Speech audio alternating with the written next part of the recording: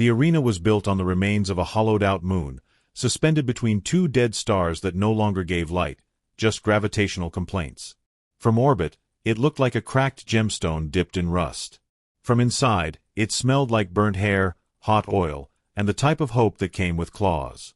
The Intergalactic Combat Championship wasn't a tournament. It was a sacrament.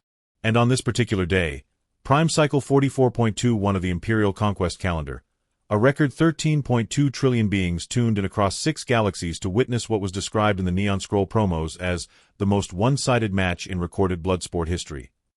It was tradition now, an annual display of dominance, cultural supremacy, and vaguely edible merchandise. The Galactic Empire would throw one of its apex predators into the pit and offer a lesser being as a foil. Usually something inspiring, a 3-legged poet from Spindle 9. A peace monk octopoid. One year, a malfunctioning vending unit with a crayon drawing of a sword taped to its chassis. This year, they had selected a human. A woman, specifically. Short, allegedly fragile, and, according to the Imperial press release, charmingly brave in a botanical way. The crowd roared as the announcer, a 12-eyed polymorph with voice modulation that sounded like 3 sad trombones crashing through a harp, howled into the hover mic. Prepare your glands, honorable audience. For today, the Zarthak Dominator shall face a Huemahn.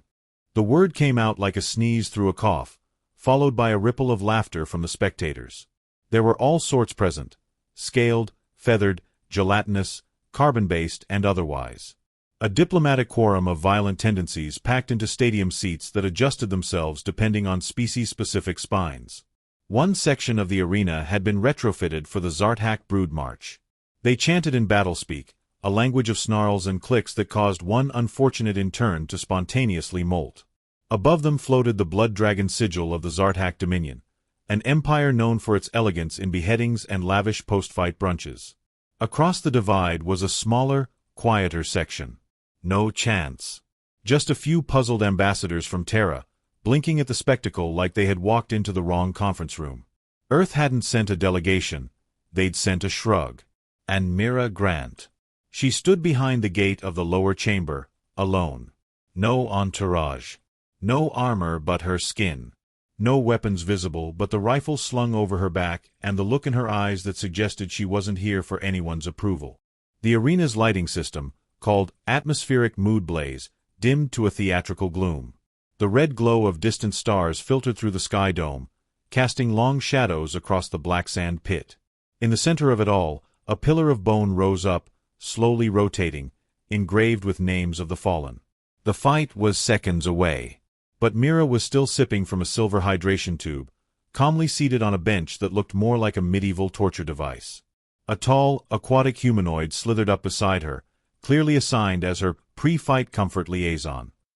They say the Zarthak has 6 confirmed dismemberments this season, the liaison offered, sounding entirely too chipper.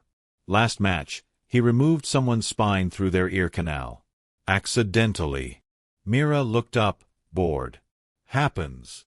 Statistically, the liaison continued, you're expected to last 9 seconds. But I believe in you.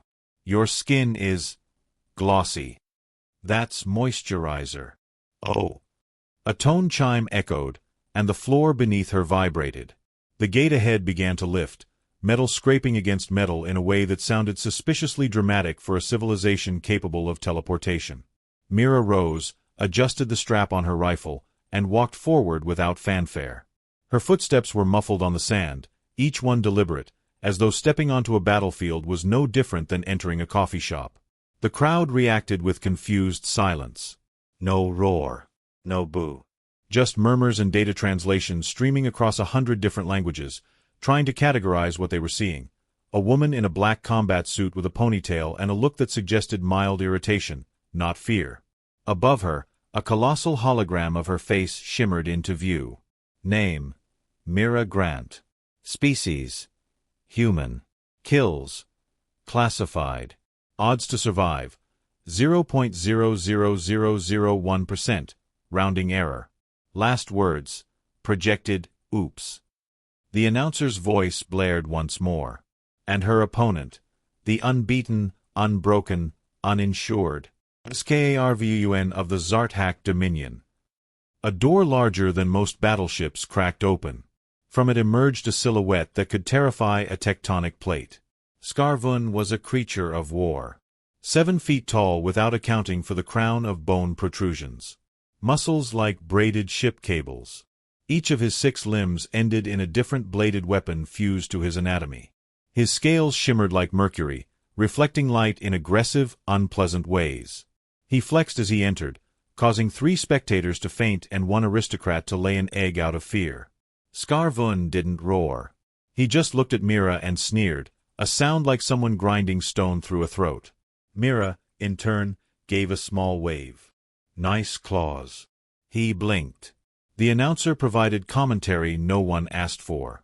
She mocks him, ladies, larvae, and others. She mocks the indestructible. From a floating booth high above, Emperor Vrol watched with the bored disinterest of someone used to watching heads pop like tomatoes. His robes of writhing nanothread shimmered with imperial insignias, and his ceremonial parasite clung to his shoulder like a decorative tumor.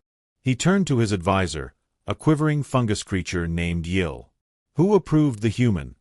the Emperor asked in a voice that smelled like burnt cinnamon. Yil hesitated. There was a paperwork error, Majesty. Something about misplaced Form 27 Beta. "You mean we're televising a clerical mishap?" Yil attempted a bow but mostly folded into himself. "It's still good entertainment. A death is a death." "Make it quick, then," the Emperor muttered. Back in the pit, Mira reached center sand. Skarvun opposite her, rotating his upper torso like a tower of knives. Between them, a disembodied voice began the countdown. "Combatants, prepare yourselves." Mira crouched slightly, one hand on the rifle grip. 3. She glanced upward. 2 microdrones blinked green in her field of vision. They were mapping the arena, feeding her data. The sand density, the shield interference, the rotating bone pillar's angle. Everything had a number. 2. Skarvun roared. The bone around the pit cracked slightly from the force. 1. Myra's pupils narrowed. Her breath slowed. Somewhere deep in her neural lace, something old and forgotten hummed back to life. Engage. And that's when she smiled.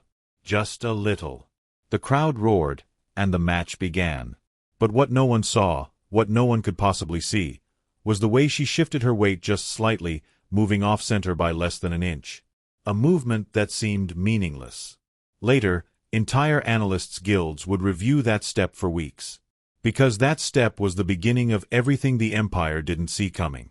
The blast of the crowd still echoed, but inside Myra's head, everything was quiet. Not calm, never calm, but contained. Threaded through with surgical precision.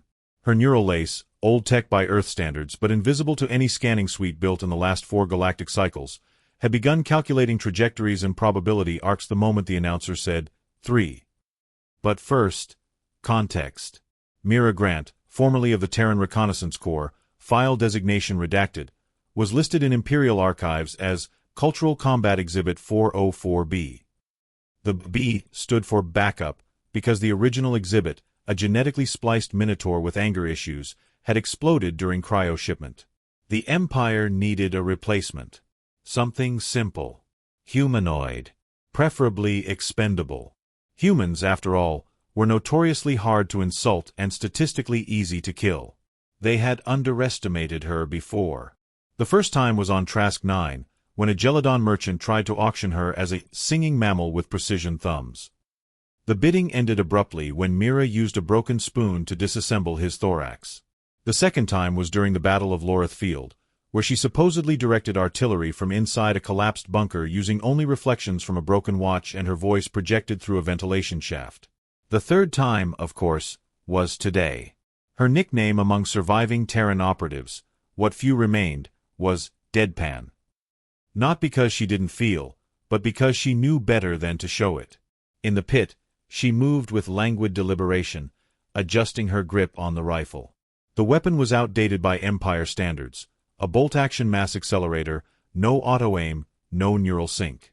Just recoil, iron sights, and Myra's left eye, which processed distances with the kind of mathematical cruelty usually reserved for accounting software. Skarvund circled her now like a predator unsure whether its prey was faking sleep. He made no sound. Didn't need to. The ground spoke for him, vibrating under each of his steps as 6 razor-sharp appendages flexed in concert. His species didn't posture. It wasn't in their evolutionary manual. Zartaks were born in combat cradles, raised on calcium slurry and lightning exposure. The first thing they ever touched was a blade. The last was usually a battlefield. Skarvund was their high priest of destruction. He had been undefeated in 12 years of sanctioned combat, not because he was lucky but because the few beings who had managed to land a hit never lived long enough to celebrate it. Now, here he was, standing across from a human who hadn't even bothered to tie her hair back all the way. The crowd had gone from gleeful to hesitant. Their favorite was hesitating. Why wasn't the human already dead? Her balance is off, muttered an Andari general seated in the Emperor's booth. Incorrect, replied the Emperor, who, despite his distaste for spontaneity, had a scholar's eye for detail. She's baiting. She's drawing a grid in his mind. Indeed, Myra's steps had formed a triangle in the sand. Subtle, shallow, but geometrically perfect. 3 points. Each equidistant from the bone pillar, the edge of the pit, and Skarvund's current position. A kill zone pattern. She didn't know he would notice. She counted on it. Meanwhile, deep in her neural sink, Mira was running simulations. Gravity inconsistencies. Weapon rebound curves. The way Skarvund's 6th limb twitched when he prepped for a feint. It wasn't that she could see the future. She could simply weigh every present second until the most likely next one collapsed into inevitability. She had 1.7 seconds before he struck. Her breath slowed. The sand shifted under her boot. He lunged. Not a charge, not a feint, an all-out rotational slash designed to cleave her clean through the spine and 3 meters beyond. It was showy, arrogant, and effective against anyone else. Mira dropped low and rolled, but not away, from under. Her shoulder grazed the hot sand as one blade passed within an inch of her neck. The other 5 missed completely. Skarvund spun to adjust. From the outer ring, the announcer was hyperventilating. And the human still lives. In the control booths, alien commentators blinked in disbelief. A Zarnian analyst wiped his antenna with a moist towel. Statistical aberration, he muttered to the camera. Statistical my cortex, muttered a jelly-like creature beside him. She's counting. She's reading him. Back in the pit, Mira stood and exhaled. You always swing wide on the first move, she said quietly. What's that about? Overcompensation. Skarvund snarled and charged again, this time faster. The second attack was brutal, kinetic. 1 arm went high, 2 went low, 1 stabbed from behind while the others rotated in opposition, intended to trap, break, and fillet in a single motion. Mira didn't block. She pivoted, let the blow skim past her, leaned just enough, and fired her first shot into the ground. It wasn't meant for him. It was for the sand.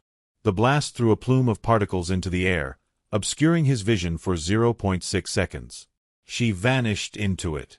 By the time Skarvund stepped clear, slicing the sand cloud with a roar, Mira had repositioned behind the bone pillar, her outline half disguised by the glow of the hologram dome above. The audience gasped. The sniper had just outmaneuvered a predator built for death in open terrain.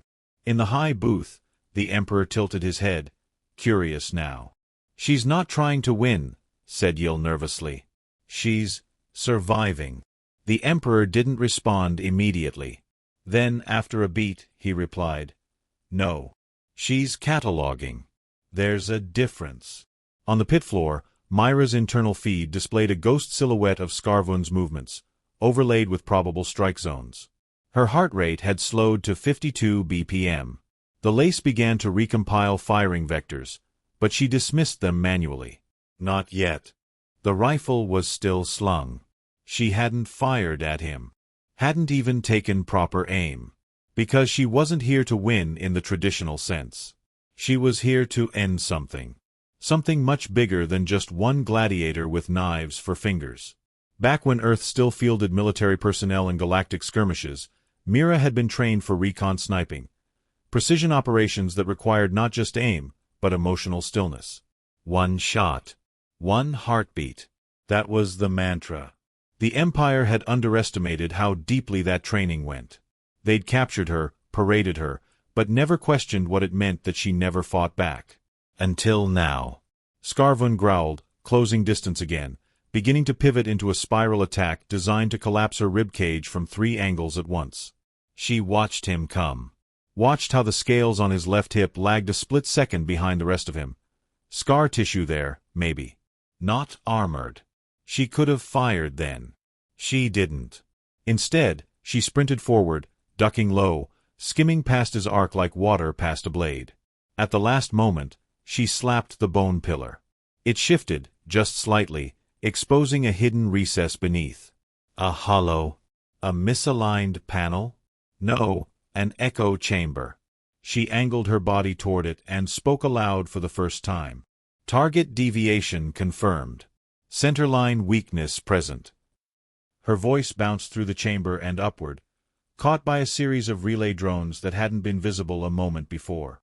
In the Terran deep net, long dormant channels blinked to life. A single code phrase was sent. Across hundreds of light-years, buried relay units pinged green.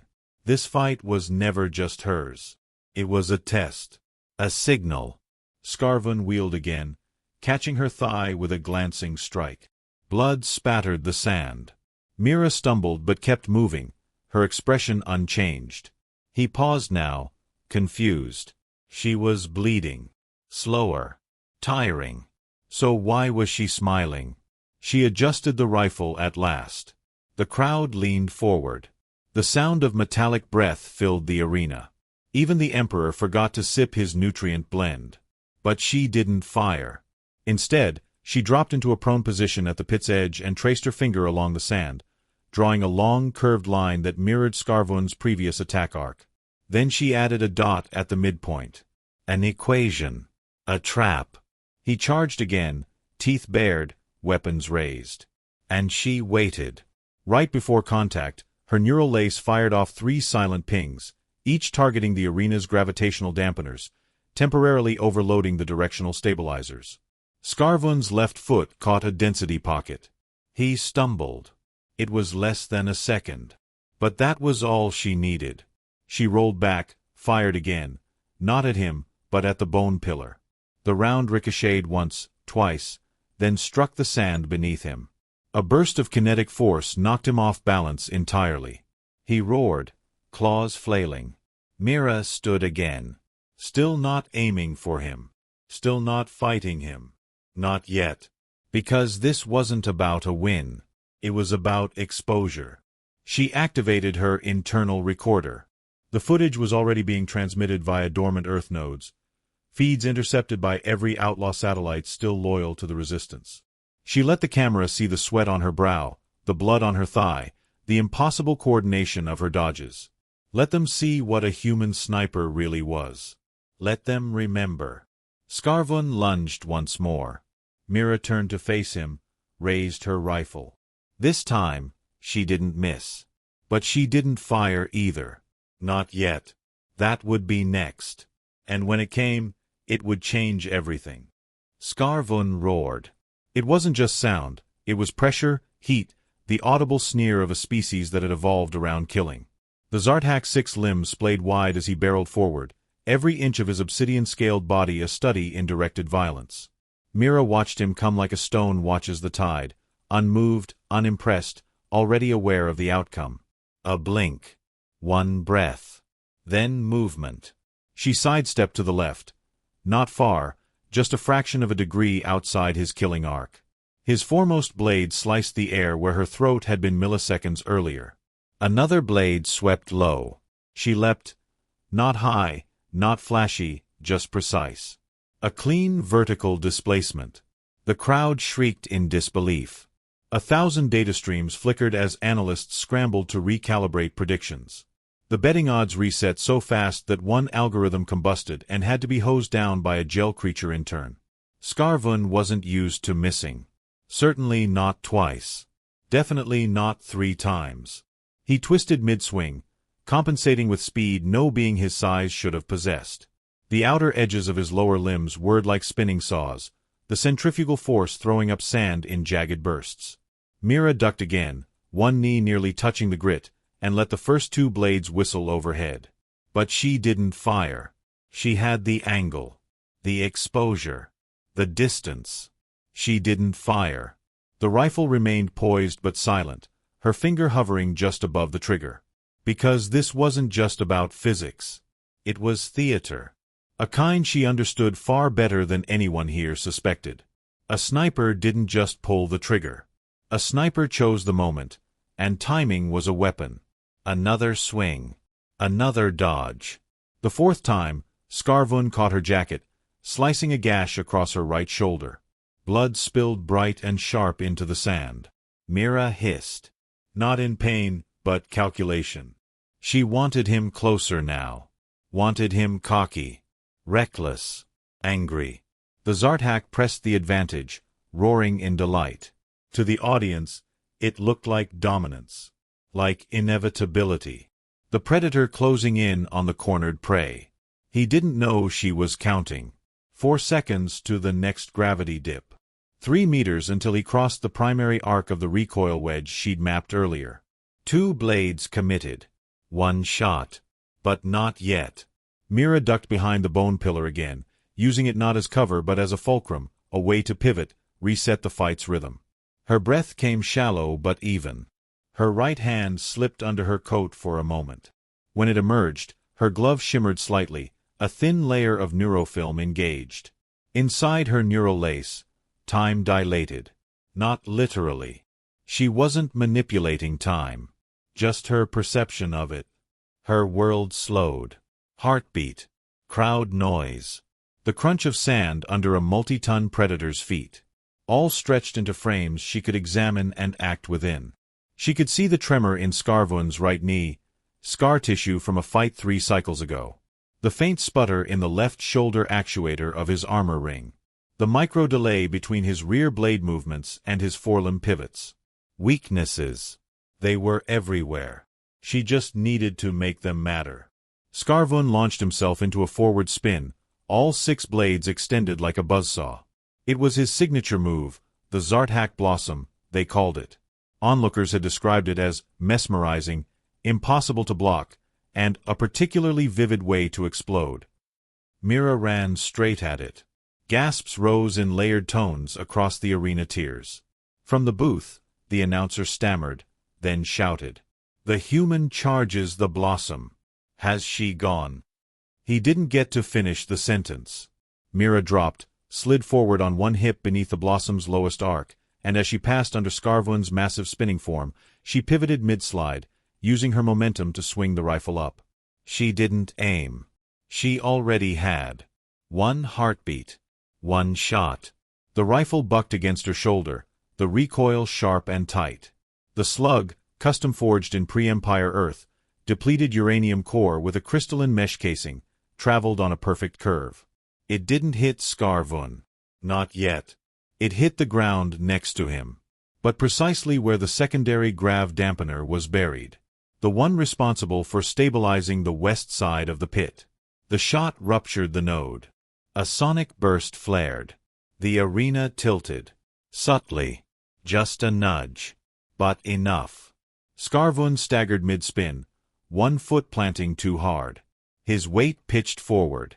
Mira used the torque to spring up, flipping into a crouch behind him. She had his back. And for the first time in his long murder-stained career, he didn't know where she was. She fired again. This time, the slug hit home, lower right shoulder. It shattered scale, twisted into bone, and severed 2 of his secondary muscle tethers. 1 blade dropped limply to his side. He roared, not in fury, but confusion. Mira was already gone. The crowd had stopped cheering. No chance. Just stunned, glitching disbelief. Even the Emperor leaned forward now, a long finger pressed against his breathing mask. "She's not improvising," he said softly. She's choreographing. In the pit, Myra's chest heaved once. Twice. Blood from her shoulder ran down to her elbow, staining her gloves. But her eyes never wavered. Her left eye, the one she always used to aim, was sharp, still, predatory. Skarvun turned. Slower now. Wounded. Disoriented. But far from finished. He charged. Not with tactics. Just rage. And that was what she had waited for. He came at her in a straight line. All instinct. No pattern. No grace. She waited until the last second. Then sidestepped, not to escape, but to position. She turned her body 90 degrees and braced the rifle one last time. This time, she spoke. Stop moving. He didn't. She pulled the trigger. The round struck dead center, through the thin patch beneath his clavicle plate. The round expanded on impact, digging deep into the nexus of arteries and neural clusters that powered his upper limbs. He stumbled, fell, dropped to one knee. The pit went dead silent. Mira walked toward him. Skarvun looked up, gasping now, a fine mist of bioluminescent blood misting the sand around him. He bared his teeth. She stared down at him, not with pity, not with triumph, just calculation. I didn't beat you, she said flatly. You lost the moment you assumed I'd need more than one bullet. He tried to rise. She didn't stop him. But he couldn't. His body failed first. The last blade dragged in the sand. She turned, walked away. Behind her, Skarvun collapsed fully into the grit. The bone pillar dimmed. The announcer was still frozen, mic twitching in disbelief. From the top tier, Emperor Vrol stood, an event so rare it caused 3 diplomats to faint. He stared at the human, then at the pit, then whispered to his parasite. She's not a fighter. She's a warning. Security didn't move. No one did. Mira didn't run, didn't strut. She just moved toward the exit gate as though it were a hallway in her own home. Her rifle clicked once, spent. She slung it across her back. From her boot, a tiny relay node buzzed to life. The signal she'd transmitted earlier pinged back. Status. Delivered. Uploaded. Echoed. The galaxy had seen. The Empire had bet its pride on a spectacle. And the human had turned it into a statement. As the gate closed behind her, the crowd began to react, not in roars or gasps, but something stranger. Silence first. Then applause. Polite at first. Then building. Then deafening. Because somewhere in that crowd, a new idea had bloomed. Humans weren't cute. Humans weren't fragile. They were, somehow, terrifying. And this one had just taught the galaxy how to aim without blinking. Backstage, Mira sat again on the same crooked bench. Her shoulder pulsed. Her breathing slowed. She looked down at her gloves, the left one still clean. Still got it, she muttered. Then the lights dimmed again. Not for her this time, but for the Empire. Because everything after this would be recoil. In the bowels of the arena, beneath layers of blood-stained stone and bureaucracy, a dozen diplomats and risk analysts were screaming in multiple frequencies. Some vocal, some phenomenal, some via eyebrow semaphore. None of it helped. Skarvun lay dead. Not metaphorically. Not honorably retired. Not transcended through combat. Dead. With his mouth open and 2 of his bladed arms frozen mid-slash. The corpse had already been claimed by 6 minor religions and at least 1 startup cult. Mira Grant had vanished into the lower corridors precisely 11 minutes earlier, escorted by no one, questioned by no authority. She left through a side corridor labeled Janitorial and Maintenance. Her boots squeaked on the damp tiles as if to remind the galaxy. Silence wasn't absence. It was aim. Above, in the viewing throne sealed behind 17 layers of organic glass, Emperor Vrol stood motionless. His parasite clung nervously to his shoulder, vibrating at a sympathetic frequency that caused half the broadcast drones to glitch. The Emperor blinked. Slowly. Then turned to his advisors. Well, he said. Congratulations. We've declared war. Advisor, you'll try to melt into the floor. Majesty, it was an exhibition match. She was supposed to die in it. The odds.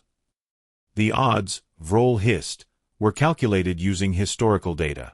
We should have known better. Humans invent chaos. They export unpredictability. A diplomatic aide, a three-headed slug with anxiety issues, quivered. Shall I activate the contingency fleet? No, said Vrol. You'll activate the cancellation clause in the Terran Disarmament Treaty. Clause 14.3b. There was a pause. The "in case of mic drop" clause? The slug asked meekly. Yes. But that's just a myth. So was she. Down in the lower levels, Mira reached a docking platform carved from dark stone. A single shuttle waited, compact, featureless, designed for stealth more than comfort. No banners. No insignia. The door hissed open like it had been expecting her. She paused. Behind her, footsteps echoed. Not hostile. Just tired. A Zarn diplomat, soft-shelled and slightly translucent, stepped forward, holding a datapad. We've had inquiries, it said. Mira turned. From everyone. She didn't respond. The Zarn fidgeted. One offer was from the consortium of planetary militias. They want you to train their elite unit. No. Another from the fourth hive of Erelon. They offered a throne. I don't sit well. And the Uxery sent a single message. Respect. Send coordinates. We bring tea. That made her blink. They're serious? She asked. They always are. But, the Zarn hesitated, more urgently, the Empire's broadcast was picked up in unfiltered form. Unedited. No spin. Mira nodded. You do understand what this means? The Zarn asked. She shouldered her rifle again. It means the galaxy remembers Earth still has teeth. And with that, she stepped aboard. The door closed behind her like the exhale of a giant beast. At first, the broadcast was just viral. Then it was viral with antibodies. Then it metastasized into something bigger. A signal. Across systems, colonies, disputed zones, and rusted moons, people watched the footage not as a spectacle but as evidence. Proof that humans, those polite little mammals with tragic eyes and small bones, could still make the stars nervous. In one bar orbiting the mining planet of Droth, an old mercenary pointed at the screen and said, "Told you. Never fight a sniper with nothing to lose." On a diplomatic moon, a general suspended arms talks. We'll need to rethink our engagement protocols. In the crumbling remnants of a Terran refugee station, children rewound the part where she ducked under the Zarthak blossom and shouted the time codes like gospel. Back on the Empire's core world, the Senate convened for an emergency session. One senator, visibly sweating, hissed, "This was not a military act. It was performance. A stunt." "She made it a message," another said. "She made it a threat." "No," a third corrected. "She made it a promise." And promises, when spoken with a bullet, tend to echo louder than treaties. From a secure chamber, an Imperial archivist compiled a new entry under Terran Threat Index. Entry: Mira Grant. Status: alive. Affiliation: unknown. Capability rating: redacted. Impact rating: systemic. Recommended response: do not engage. In a footnote, someone had scrawled, "She smiled when she shot."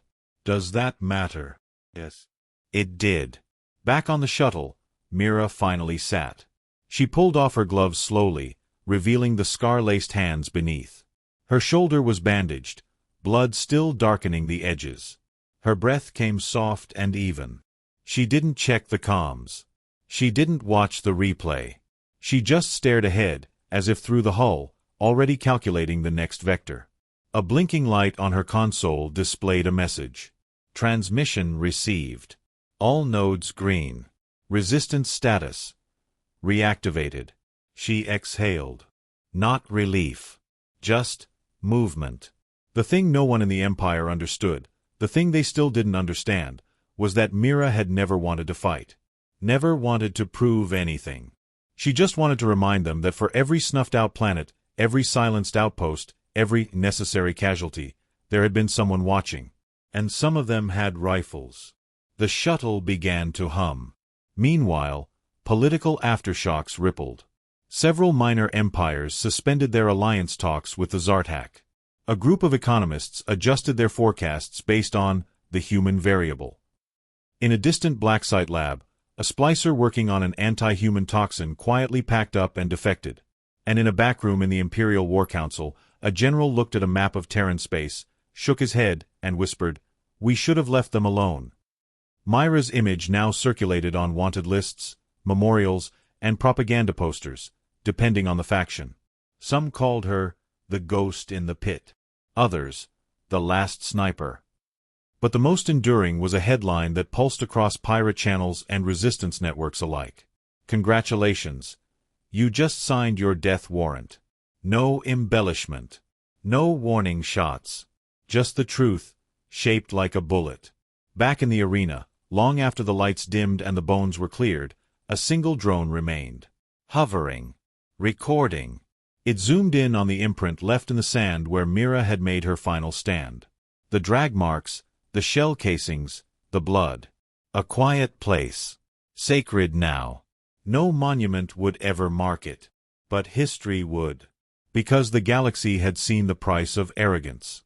And somewhere out there, one human with a rifle was still walking, still watching, still not missing.